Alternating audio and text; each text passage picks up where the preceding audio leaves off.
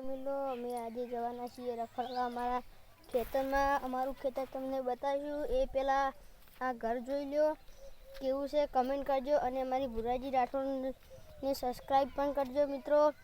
પહેલાં તમને અમે ઘર બતાવી જઈએ, તમે જોજો અને પછી કમેન્ટ કરજો આ ઘર કેવું છે. આ ઘર અમારું મિત્રો નથી, અમારું ઘર તો પેલી સાઈડ છે. આ ઘર અમારા દાદાનું ભાઈનું છે ને આ સાઈડ અમારા દાદાના ભાઈનું ખેતર છે. જો મિત્રો બતાવી દઈએ, આ રહ્યું અમારા કાકાના ભાઈનું ખેતર.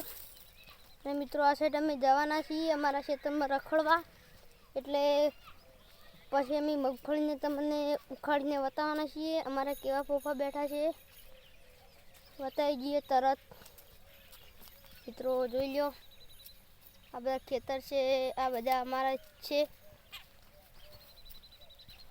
અમારે લગભગ 2 વીઘા જમીન છે, 2 થી 3 વીઘા છે. 2 વીઘા નહીં પણ આ મગફળી મારા ભાઈની છે. જો કેવી છે કમેન્ટ કરજો, મગફળી કેવી છે કમેન્ટ કરજો મિત્રો. આ સાઈડ આ બધા ખેતર છે, જોઈ લો મિત્રો. આ અમારી ભાઈનું આ ખેતર છે. આ જો મિત્રો, આ પુરાનો ડુંગરો રહ્યો એ ભાઈ અમારો જ છે અને એ સાઈડ ફળિયો પણ છે. આ જુઓ મિત્રો, અમારું ખેતર છે, કેવું લાગે છે જોઈ લો. આ ખેતર છે અમારું અને તમને અમે બતાવવાના છીએ મગફળી ઉખાડીને કે હમણાં 2 મહિના થયા છે લાય ને કેવા ફોફા બેઠા છે.